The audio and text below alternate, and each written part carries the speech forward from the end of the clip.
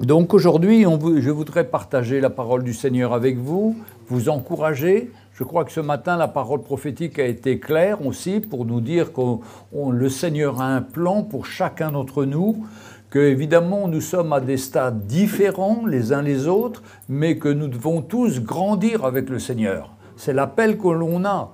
Quand on a un enfant dans notre famille, quand on accueille un bébé, on souhaite qu'une chose, c'est qu'il grandisse et qu'il s'épanouisse dans le Seigneur. Et nous, pareil, dans la foi chrétienne, notre souhait, c'est que chacun s'épanouisse dans le Seigneur.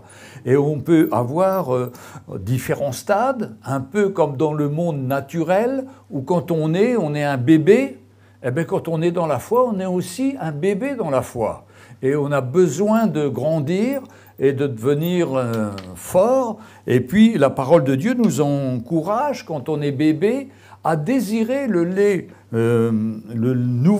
comme des enfants nouveau-nés, désirer le lait spirituel et pur, afin que par lui, vous croissiez par le salut. Première chose que le Seigneur nous donne, c'est de boire ce lait spirituel, comprendre la croix, comprendre ce que Jésus a fait, comprendre que nous étions avant esclaves du péché et que là nous sommes arrivés dans une nouvelle naissance, une nouvelle vie où les choses anciennes sont passées, toutes choses sont devenues nouvelles et que le Seigneur dans sa grâce veut nous libérer de notre passé. Un signe qu'on est vraiment né de nouveau, c'est qu'on dit non à son passé, à ces péchés qu'on pouvait commettre, à ces mauvaises habitudes qu'on avait. Et la parole de Dieu nous encourage à nous dépouiller de notre vie passée pour revêtir l'homme nouveau. C'est 2 Corinthiens chapitre 5, verset 4. Alors, on peut lire le premier verset. De 2 Corinthiens chapitre 2 Corinthiens chapitre 5 verset 1, nous savons ainsi que sur cette terre où nous habitons, si sur la terre est détruite, nous avons dans le ciel un ouvrage, un édifice qui est l'ouvrage de Dieu, une demeure éternelle qui n'a pas été faite de main d'homme. Ainsi sur cette terre, dans cette tente, nous gémissons, désirant revêtir notre domicile céleste, si nous, du moins, nous sommes trouvés vêtus et non pas nus, si nous sommes retrouvés avec cette robe blanche, parce que le Seigneur nous a purifié nos péchés et non pas nus, car tandis que nous sommes dans cette tente, nous gémissons, accablés, parce que nous voulons non pas nous dépouiller, mais nous revêtir, afin que ce qui est mortel soit englouti par la vie. C'est-à-dire qu'on a le désir, quand on est nouveau, de vouloir nous revêtir de ces choses nouvelles avec le Seigneur, de son intervention, de sa grâce, et on a du mal à nous dépouiller des vieilles habitudes.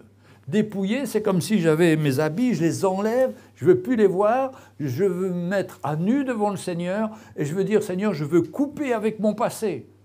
Parce que le passé, c'était mon péché, c'était la vie dans laquelle je m'étais, que je m'étais vautré et que je trouvais normale, mais qu'aujourd'hui, je trouve que c'est terrible, la vie que j'ai menée, et j'ai honte de ce que j'ai mené. Donc je coupe, Seigneur, je ne veux plus rien avoir avec ça, et je veux revêtir l'homme nouveau.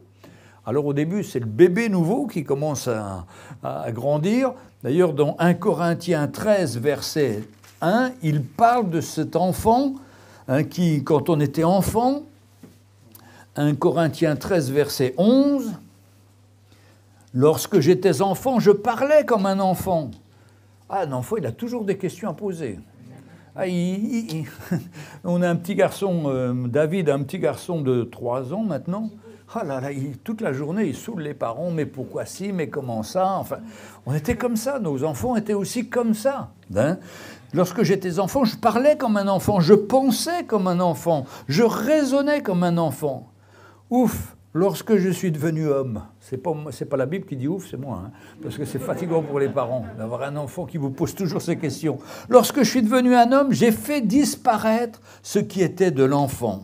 Alléluia. Quelle grâce. Là, on voit qu'on a grandi. Et dans notre vie chrétienne, c'était pareil aussi. Quand on a connu le Seigneur, Le Seigneur est très pédagogue avec nous. Je me souviens dans ma vie chrétienne, quand je devais prendre une direction, au début de ma vie chrétienne, je sentais en moi le plan du Seigneur. J'entendais clairement la voix du Seigneur me disait. Et j'ai fait ça pendant 1 an, 2 ans peut-être. Et puis à un moment, je ne ressentais plus les choses. Je ne pressentais plus les choses. Je ne sentais pas la présence du Seigneur. Parce que le Seigneur nous dit, maintenant, tu n'es plus un bébé. Tu dois être un homme, tu deviens un homme, il faut que tu apprennes à marcher par la foi. Exactement comme mon enfant, quand il était petit, je lui tenais la main pour pas qu'il tombe. Je faisais bien attention quand je marchais à côté de lui. Puis à un moment, j'ai dû lui dire, maintenant, il faut que je lâche ta main et que tu te débrouilles toi-même et que tu grandisses. C'est exactement ce que Dieu fait avec nous. C'est pour ça que beaucoup de chrétiens me disent, mais avant, le Seigneur me montrait à droite, à gauche, je savais ce que j'allais faire. Et puis il n'a plus rien. C'est pas que c'est plus rien. C'est une autre étape dans notre vie. Et c'est là qu'on sait qu'on a grandi. Parce qu'on marche par la foi. On ne voit pas le Seigneur, on ne ressent rien, mais on sait qu'il y a un petit chemin qui est à côté, que le Seigneur a préparé. On ne veut plus aller dans ce grand chemin où tout le monde se vautre dans la chair, dans le péché, dans toutes les choses immondes de ce monde. Non, non, nous, il y a un petit chemin à côté que Dieu nous a réservé pour ses enfants. Et on doit marcher dans ce chemin. Alors, au début, on a été un bébé, après on a un enfant, mais le but, c'est de devenir des fils et des filles pour le Seigneur. C'est-à-dire de vivre pour lui, non plus pour nous-mêmes. Avant, on ne vivait que pour nous-mêmes. On allait acheter des habits, on allait faire plein de choses les plus folles, on voulait être à la dernière mode. Et comme je dis toujours, la mode, c'est la seule chose qui se démode, c'est la mode. Donc ça coûte très cher et puis ça se démode toujours. Et c'est un piège, c'est un système qui vous enferme dans des choses. Non, non, quand on est au Seigneur, on n'a plus envie de plaire aux hommes, on a envie de plaire d'abord au Seigneur. Et pour plaire au Seigneur, mais la première chose qu'on doit faire et qui est évidente, c'est de nous séparer du péché et de tout lien qu'on aurait encore avec le péché. Parce qu'on est charnel et on a tous des choses qu'on a vécues, puis qu'on a gardées peut-être dans notre vie, ou qu'on n'a pas remis au Seigneur, et dans ce cas-là, on n'est pas libre, on reste coincé quelque part. On a besoin d'être libéré totalement pour goûter à être son enfant, à être son fils, et pour sentir l'amour du Seigneur. Alléluia. Dans Galates 4, versets 3 à 7, Galates 4, versets 3 à 7. Alors, allez, on commence au verset 1. Galates chapitre 4, verset 1. Oh, aussi longtemps que l'héritier est enfant, je dis qu'il ne diffère en rien d'un esclave, quoiqu'il soit le maître de tout. Mais il est sous des tuteurs et des administrateurs jusqu'au temps marqué par le Père. Je crois que Louis XIV est devenu roi quand il avait 3 ans ou 4 ans. Mais c'était sa mère qui dirigeait, il était sur un tuteur. Nous-mêmes aussi, on peut, par exemple, malheureusement, perdre nos parents et se retrouver seuls. Mais l'État nous met un tuteur qui va gérer les biens de notre famille pour pas qu'on fasse des bêtises. Et jusqu'au temps marqué par le Père. Nous aussi, de la même manière, lorsque nous étions enfants, nous étions sous l'esclavage des principes élémentaires du monde. Mais lorsque les temps ont été accomplis, Dieu a envoyé son Fils né d'une femme, né sous la loi, afin qu'il rachète ceux qui étaient sous la loi, afin que nous recevions l'adoption. Et parce que vous êtes fils, Dieu a envoyé dans nos cœurs l'esprit de son Fils, lequel crie « Abba, Père ». Ainsi, tu n'es plus esclave, mais tu es fils. Et tu es fils, tu es aussi héritier de la grâce de Dieu. C'est ça notre appel, c'est d'être des fils de Dieu à la ressemblance du Seigneur. Que notre vie puisse émaner une ressemblance du Seigneur. Alors pour ça, il y a des situations qui se passent devant nous en tant que chrétiens, par exemple des épreuves, des difficultés, des choses où on doit dire non au monde et oui au Seigneur. Et ça nous travaille. C'est ce qui s'appelle renoncer à nous-mêmes, et puis c'est ce qui s'appelle prendre la croix. C'est-à-dire que toutes ces situations, le Seigneur est avec nous et il veut qu'on prenne notre croix, qu'on accepte de mourir à nous-mêmes pour faire son plan et sa volonté. Et Dieu ne force personne. Chacun a le choix. C'est pourquoi aujourd'hui on voit des milliers de chrétiens qui sont sur une grande avenue, qui font la fête, qui vivent comme le monde. Comme le monde. Je suis effaré de voir le nombre d'églises maintenant qui se lèvent pour peindre tout en orange, bleu, pour que ce soit confortable, que ce soit agréable, et dont le message a totalement changé. On ne parle plus du péché, on ne parle plus de la repentance, mais on parle qu'on est tous frères, qu'on ira au ciel, qu'on est des fils de roi, que la gloire nous attend. Mais c'est un faux évangile, ça. Le vrai évangile, il nous demande de prendre le petit chemin étroit, de renoncer à nous-mêmes, de ne pas tolérer le péché dans notre vie. Parce qu'autrement, on reste comme des enfants. Mais non, le Seigneur veut nous dépouiller de ces choses-là. Il veut nous rendre libres, afin qu'on soit des fils à la ressemblance du Seigneur. Mais comment on va devenir des fils? À travers les épreuves, à travers les situations, à travers les situations difficiles qu'on peut rencontrer dans notre vie, où on décide de suivre le Seigneur. Marie, elle était dans ce cas-là. Elle apprend qu'elle est enceinte, elle va être la risée de tout le monde, elle le sait, de la loi et tout le monde. Mais elle a décidé de faire confiance au Seigneur. Et quand on fait confiance au Seigneur, le Seigneur manifeste sa grâce. Et nous sommes comme portés à travers les situations. Bien sûr, les situations ne sont pas faciles. Comme je vous ai dit, j'étais souvent persécuté par mon père, il se moquait de moi. C'était pas facile de supporter. C'était pas facile, mais ça faisait une œuvre dans mon cœur. Il faut que je meure. Parce que si on n'est pas mort, ben notre chair, elle réagit. Et quand notre chair réagit, ça montre bien qu'on n'est pas mort. Et on a tous des situations dans notre vie où le Seigneur permet des tests. Quelqu'un te dit quelque chose. « Ah, tu as fait ça. Ah, pourquoi tu fais ça ?» Et puis tu réponds d'une façon très légaliste. Tout d'un coup, ça te fait comme un boomerang. Mais alors, je ne suis pas libre. Je mets encore des lois et des principes du monde dans ma vie. Mais si quelqu'un me dit quelque chose qui est vrai, je dois l'accepter et dire « Seigneur, aide-moi à changer. J'ai besoin de changer. J'ai besoin d'être libre de ces choses-là. J'ai besoin d'éloigner la loi et les principes chrétiens dans ma vie pour me vivre avec mon cœur, avec toi, dans une vraie liberté. Et quand tu me dis quelque chose, je me soumets à toi. Et j'accepte pleinement. Nous, les chrétiens, on ne voudrait pas être persécutés. Mais la Bible nous dit que tous ceux qui marchent pieusement en Jésus-Christ seront persécutés. Mais dans la persécution, là, il y a la force du Seigneur.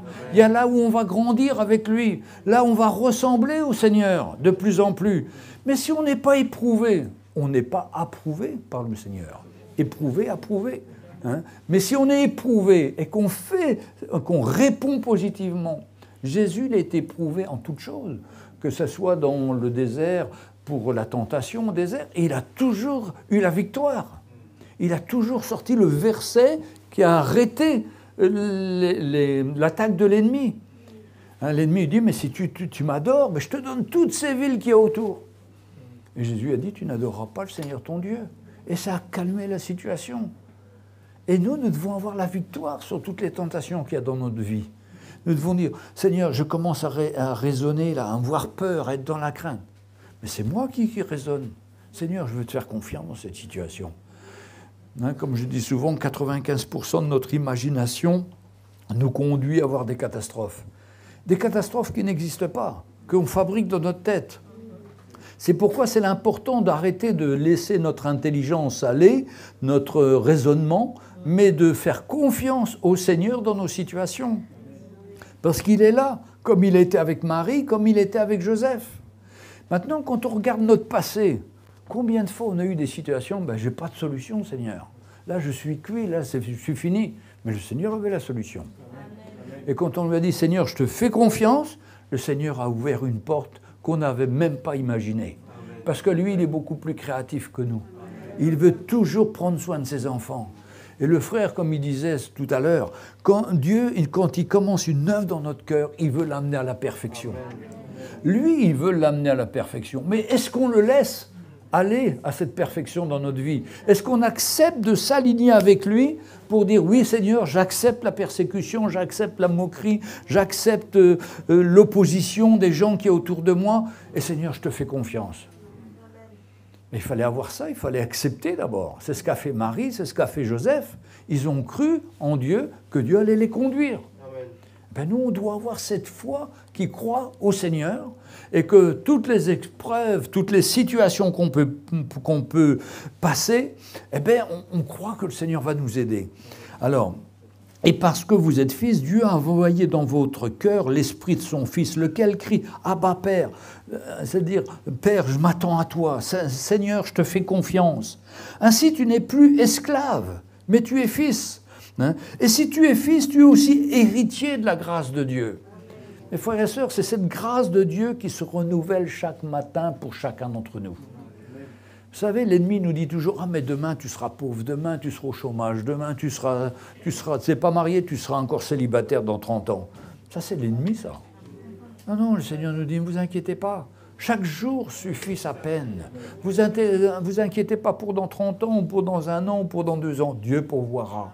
Dieu a été fidèle jusqu'à aujourd'hui. Il sera fidèle pour ce qu'il y a devant. » Ne nous inquiétons pas, mais mettons notre confiance au Seigneur.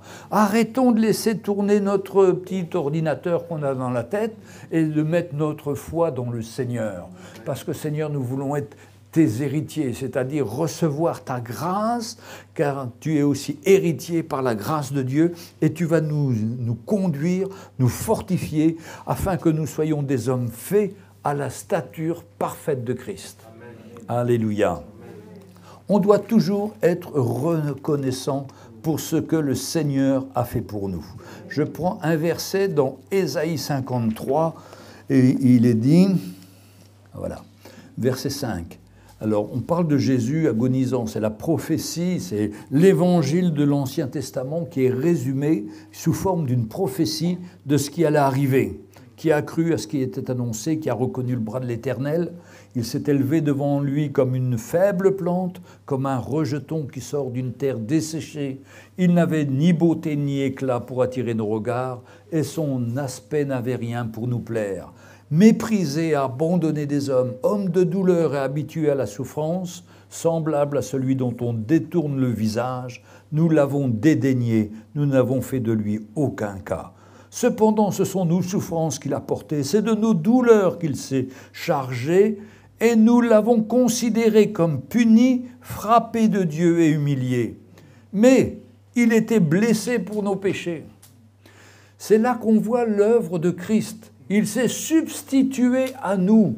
C'est nous qui aurions dû mourir pour nos péchés. Mais lui qui était sans péché, il a été sur la croix pour nous libérer. Ça, c'est quelque chose d'extraordinaire, l'amour du Seigneur. Et quand on réalise quel sauveur on a eu, hein, il était blessé pour nos péchés, brisé pour nos iniquités. Le châtiment qui nous donne la paix à nous est tombé sur lui.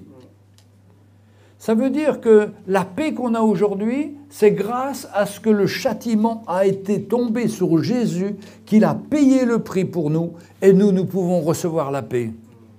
Parce que quand on est de nouveau, on a simplement confessé nos péchés, reconnu ce qu'il avait fait pour nous. Et ça nous donne une vie nouvelle. Et ça nous donne la paix. Mais pourquoi ce n'est pas nous qui sommes morts sur la croix? Parce que nous étions déjà pécheurs. Il fallait que Jésus vienne sans péché. Lui qui est triomphé du péché, qui meurt à notre place pour pardonner nos péchés.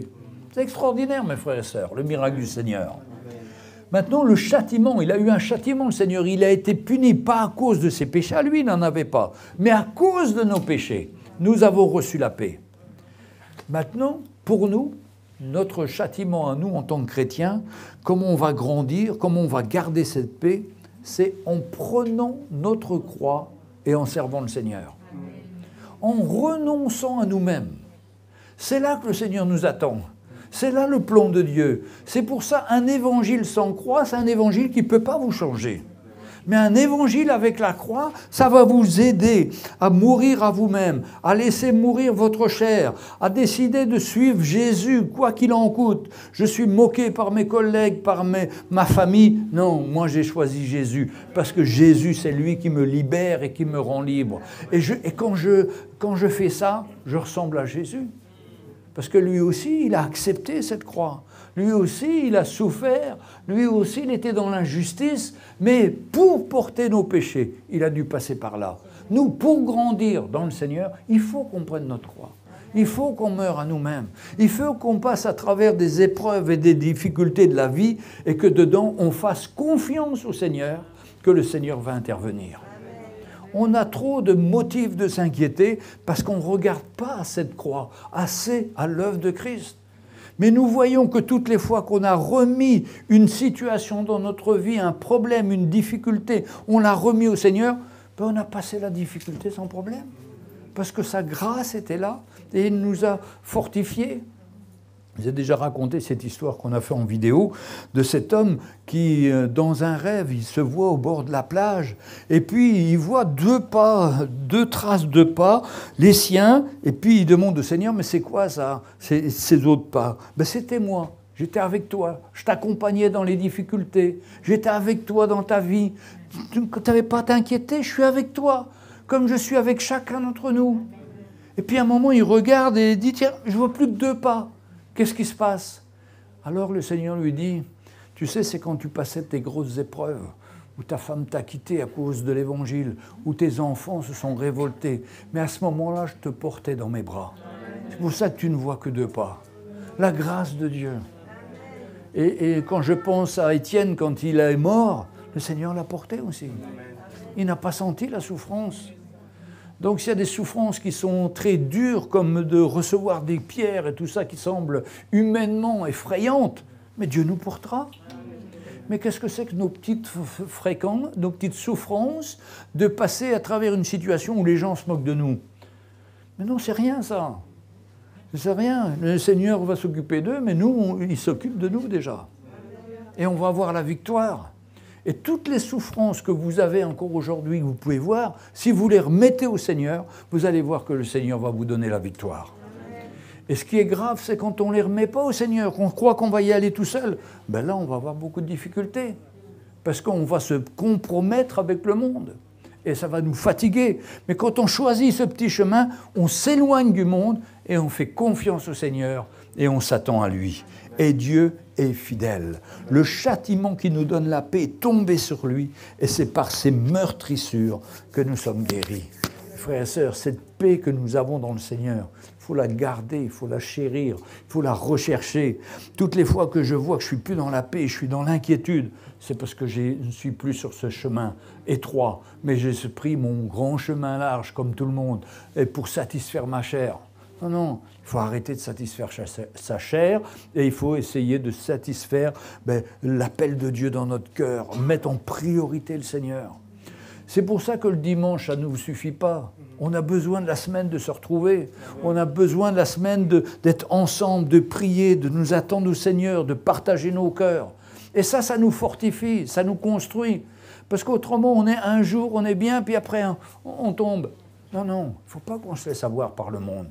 On doit réagir, on doit être toute la semaine en forme pour servir le Seigneur, prendre ce petit chemin, prendre notre croix.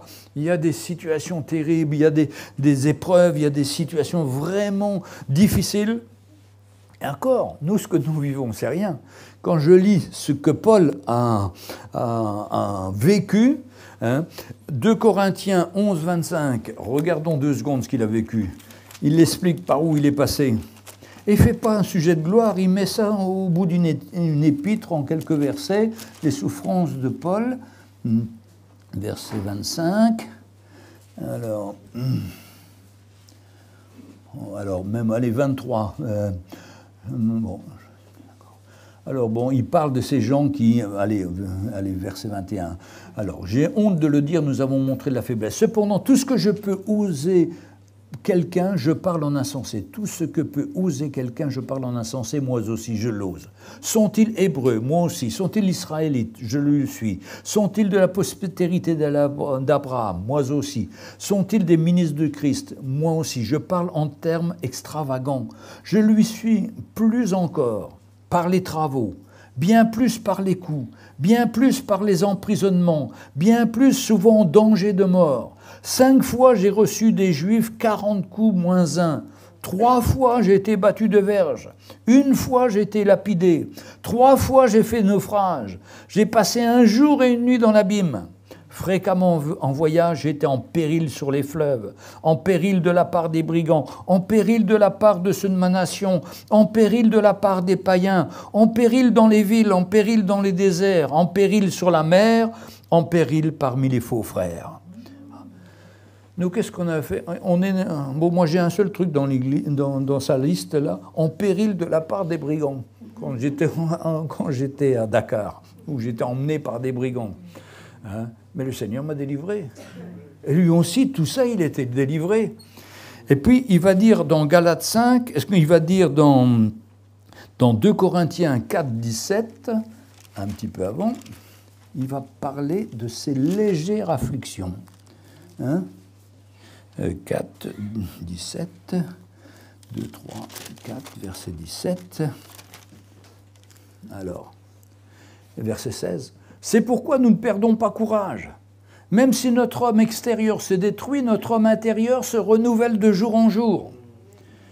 Car nos légères afflictions du moment présent produisent pour nous, au-delà de toute mesure, un poids éternel de gloire, parce que nous regardons non pas aux choses visibles, mais à celles qui sont invisibles. Car les choses visibles sont passagères et les invisibles sont éternelles. Amen. Il parle de légère affliction. Qu'est-ce qu'on dirait, nous? Dès qu'on a un peu mal là, oh là là, c'est grave, on va aller à l'hôpital, on va aller aux urgences. Lui, il parle de légère affliction. Pourquoi? Parce que son cœur est donné pour l'œuvre du Seigneur. Son cœur, il a pris sa croix, il a renoncé à lui-même. Il a renoncé à tout ce qu'il avait. D'ailleurs, c'est Philippiens 3 où il raconte tout ce qu'il aurait pu se confier dans la chair. Il avait tout. Il était juif, il a été formé par Gamaliel, il avait toutes les caractéristiques pour croire à refuser la croix et prendre la loi. Parce que quand on refuse la croix, ce qu'on fait, on prend la loi. Alors je ne fais pas ci, je ne fais pas ça, mais ça ne change pas notre vie, ça.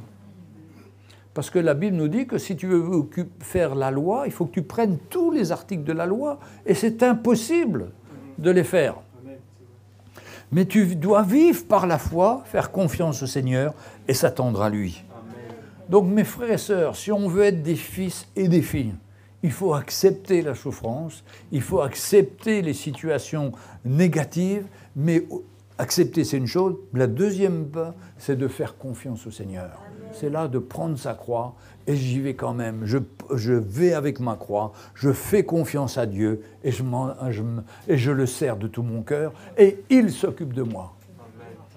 Et il s'occupe de moi. Et vous pouvez venir après témoigner et dire que le Seigneur s'est occupé de moi. J'étais dans une situation catastrophique, et moi-même j'ai connu des situations si catastrophiques où j'avais l'impression que j'avais tout perdu, que j'étais fini. Mais non, le Seigneur est intervenu, parce que je lui ai fait confiance et qu'il est intervenu. Et quand il intervient, on est toujours surpris, parce qu'on sait que c'est le Seigneur et qu'il nous a gardés et qu'il a fait mieux que ce qu'on pouvait penser ou espérer. C'est extraordinaire de se confier dans le Seigneur. C'est pour ça que nous ne sommes pas seuls dans le monde et qu'on doit bannir de notre vie la peur. La peur, c'est le contraire de la foi. Alors, toutes les fois qu'on dit « Oh, j'ai peur », c'est naturel chez nous. Hein. Tout le monde dit ça. Mais écoutons-nous et disons « Non, non, Seigneur, je ne veux pas dire j'ai peur, je te fais confiance. Seigneur, je m'attends à toi. Je place ma foi en toi, Seigneur. Je ne veux pas être dans la crainte. Seigneur, le monde, une jeune fille, dès qu'elle a 25 ans, on lui a dit « Mais tu n'es pas encore mariée, mais qu'est-ce qui se passe ?» Non, non, ne vous inquiétez pas, vous inquiétez pas. Le Seigneur a un plan. D'ailleurs, je ne sais pas à quel âge Marie-Laure s'est mariée, mais elle avait dépassé 25 ans, je pense. Hein. Hein? Et beaucoup, Laurent, il a bien dépassé 25 ans, lui. Hein. Hein? Vous inquiétez pas, le Seigneur, si ce n'est pas pour l'instant, c'est que le Seigneur a un meilleur plan. Ne vous pressez pas, faites confiance au Seigneur. Autrement, vous allez vous mettre dans une situation où vous allez vous réjouir pendant 15 jours et après le restant de votre vie, vous allez pleurer. C'est vrai, mes frères et sœurs. Il faut prendre celui ou celle que notre conjoint, que Dieu a placé pour nous. Et même quand on a ce conjoint, il est là pour vous faire grandir. Ben oui, parce qu'il n'est pas parfait, lui non plus. Et vous non plus. Donc, on frotte, on se pose. jusqu'au moment où on relâche. Non, non, je veux plus de dispute. Je veux plus de dispute. Je veux accepter, la prendre comme elle est, lui faire confiance au Seigneur qui va changer. Et bien, quand vous vivez comme ça par la foi, tout se passe bien. Il n'y a plus de dispute entre nous. On s'attend au Seigneur. La grâce du Seigneur est là. Donc, il y a une décision à prendre. C'est de prendre ma croix, d'accepter de mourir. Peut-être que ce que je vous demande, vous ne l'entendrez pas dans d'autres églises. Parce qu'on vous dira au contraire, vivez la vie comme un fils de prince. Non, non, c'est du mensonge, là. Ça amène les gens dans la catastrophe et la déception. Et j'ai vu toutes ces églises-là, elles se sont remplies de gens. Puis après, elles se sont vidées. Parce qu'il n'y avait pas de réponse et les gens ne changeaient pas. Hein. Mais si on veut changer, il n'y a qu'un seul moyen. C'est ce chemin étroit, prendre notre croix, faire confiance au Seigneur, arrêter d'avoir peur, mais surtout chercher le Seigneur pour se confier en lui, pour s'attendre à lui. Vous verrez sa main, vous verrez sa grâce. Et puis vous saurez que le Seigneur vous appelle maintenant comme un fils. Il n'y a pas très longtemps, je disais, être un fils dans la maison, c'est celui qui vient puis qui change les lumières. Non, ça c'est trop facile, tout le monde peut faire changer les lumières. Par contre, un fils, c'est celui qui a le cœur de s'humilier, de reconnaître ses faiblesses, ses manquements, et qui dit « Seigneur, je te fais confiance ». Je ne montre pas que c'est la faute du pasteur, parce qu'il y a beaucoup de gens, vous savez, quand on est dans certaines églises, qui vous disent « Mais ça, si je ne vais pas bien, c'est la faute du pasteur ».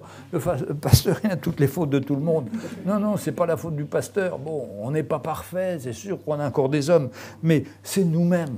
C'est nous-mêmes qui devons changer. C'est nous-mêmes qui devons crier au Seigneur, prendre notre croix, renoncer à nous-mêmes et dire « Seigneur, allez, c'est dur, Seigneur, mais je te suis, Seigneur, parce que je sais que c'est ton plan, que c'est ta volonté. » Et là, je vais grandir. Et ça va commencer par des petites choses, des petites situations. On aura à prendre une décision. Parce que la Bible nous dit que celui qui est fidèle dans les petites choses, Dieu lui confiera des grandes. Donc, heureusement que le Seigneur ne nous donne pas des grosses épreuves au départ, mais des petites épreuves, des petites situations.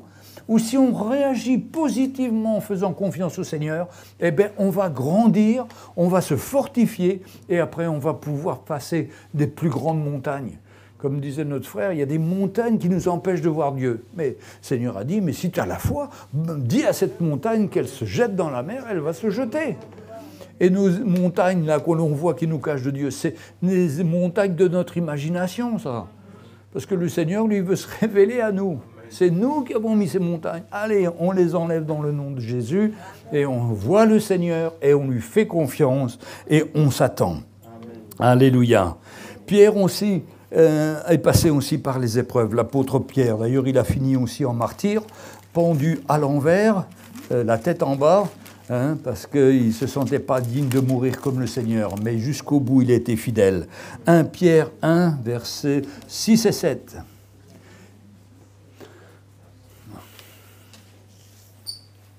1 Pierre 1, versets 6 et 7.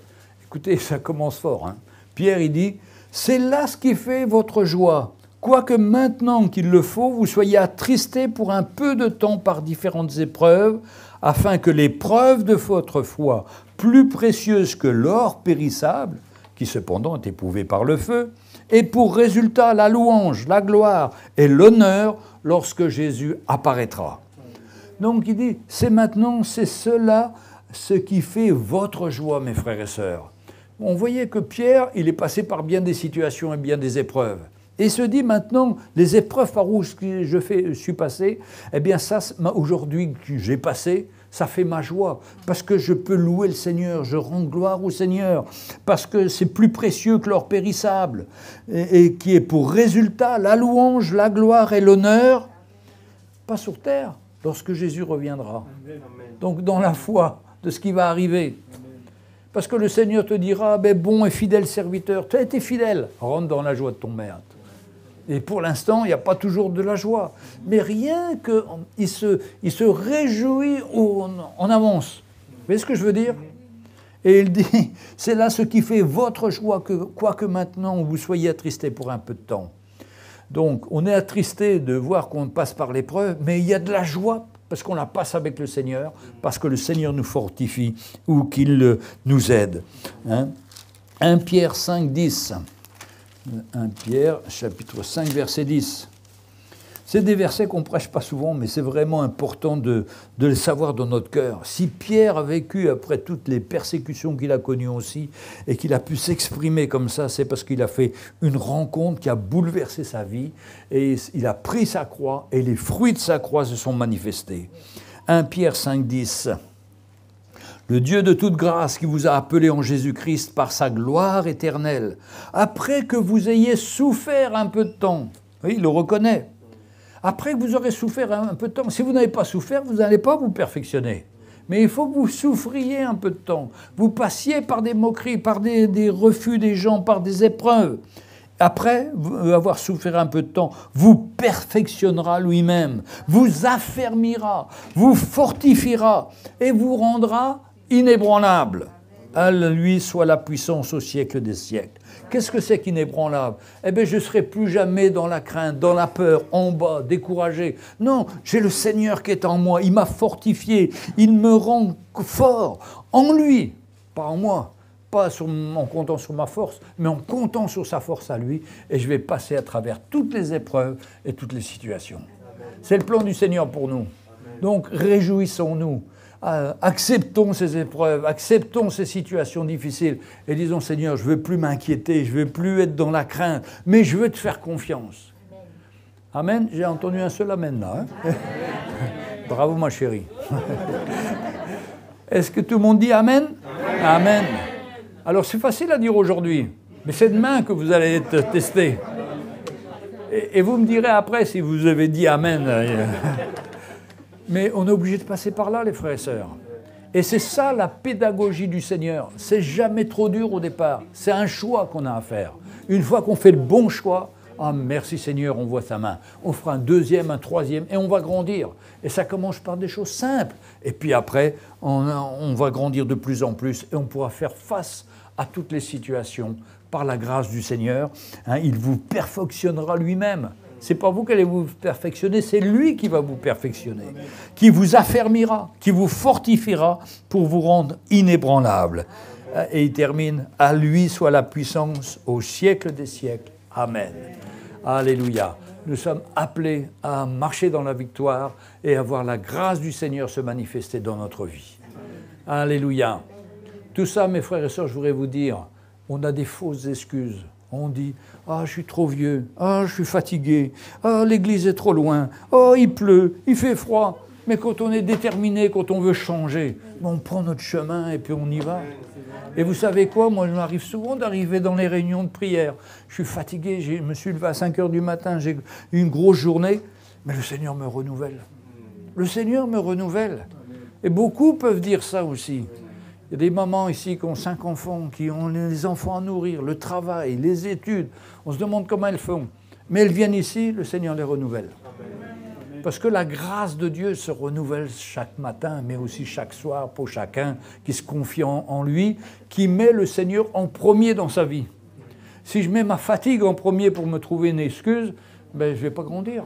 Mais si je mets le Seigneur, il va me dépasser ma fatigue et je vais bien dormir et le lendemain, je serai en pleine forme. Gloire au Seigneur. Alléluia. Mes frères et sœurs, on est appelés à grandir, à ne pas garder nos limites, nos petites barrières humaines et à dire Seigneur, je veux te suivre, je veux te mettre le premier dans ma vie et on va voir la grâce du Seigneur. Amen. On va se lever, on va se tourner vers le Seigneur.